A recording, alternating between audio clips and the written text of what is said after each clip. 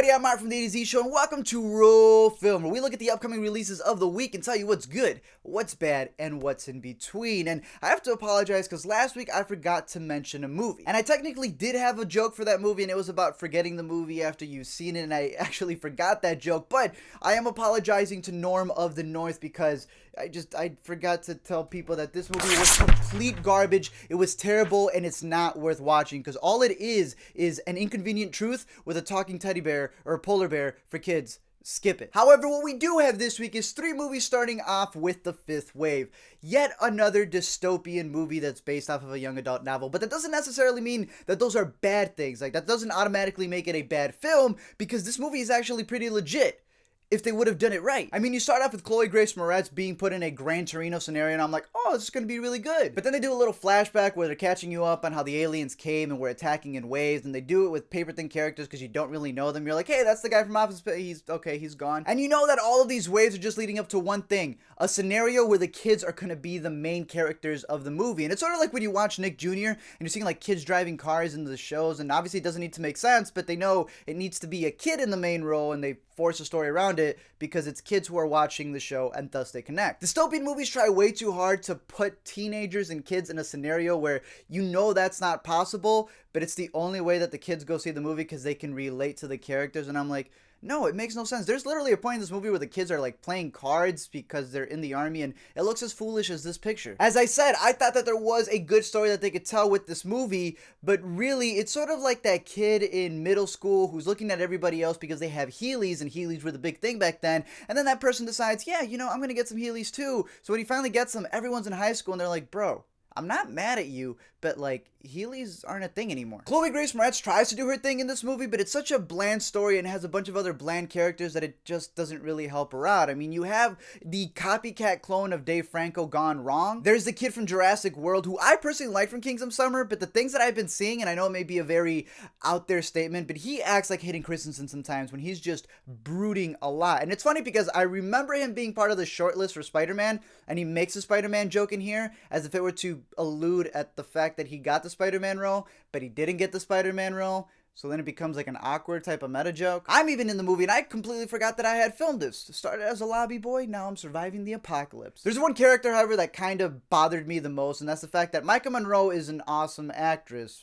the things that she does, and I think she's way better as a blonde than pretending to be Abby from NCIS. Ultimately, the movie suffers from the fact that it would have been an amazing sci-fi channel movie, but it doesn't really work as a movie that's out in theaters that's supposed to be a franchise. So not only is it an incompetent movie on its own, but it's also sort of an unfinished story because it's relying so much on you wanting to see the sequels, which I don't think people will want to see. So by the end credits, I'd have to say that for the people who read the book, it might be a rent it, but for me, it's just to stream it at home when it's free. However, up next, we have Dirty Grandpa, where Robert De Niro takes High School Musical to Zac Efron to Florida, and Zac Efron realizes that his grandpa is a dirty, dirty boy. Now, this is a movie that if you're easily offended and you don't like raunchy stuff, do not watch this movie, because sure, the standout of this film is Robert De Niro and how crazy he is. Crazy to the point that I believe if his character in this movie spent like 5 minutes with his character in The Intern, he'd give him a heart attack. But I found it crazy to see how outlandish he could be, and I thought that it worked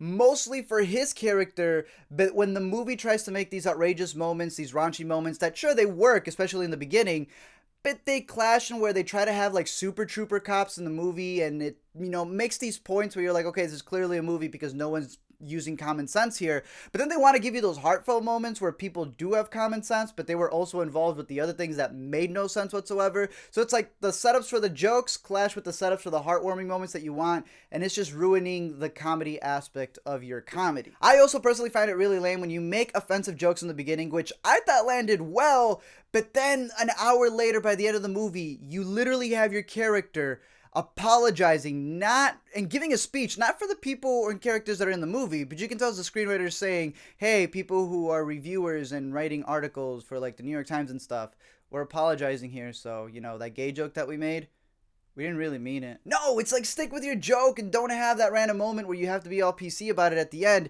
It kind of ruins the joke that you made in the beginning. But like I said, Robert De Niro is definitely the best part of the movie, definitely the part to watch. If you like Zac Efron, well, there are several moments where it doesn't make sense why he gets naked, but hey, he's there and you can see him in his full glory. Or if you like Aubrey Plaza, who, she's so weird.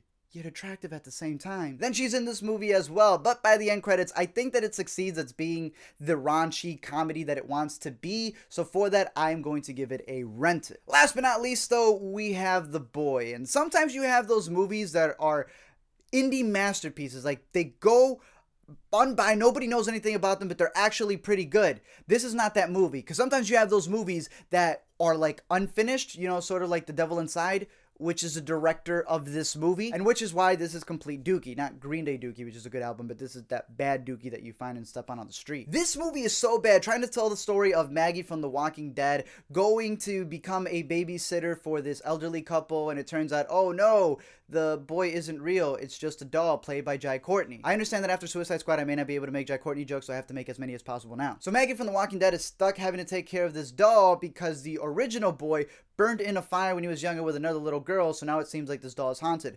I am not going to say anything else other than the spoilers, which I don't believe in spoiling a movie, but like I said, this movie is not complete, so I'm not spoiling the movie, I'm just giving you what should have been like the midpoint, and then this is the spoiler to the movie so you can see how bad this is. If you still want to see it, hey, that's up to you, but here it goes. It turns out the doll isn't haunted. No, that boy never died, so he's a 20-something-year-old full-grown man living in the walls of the house.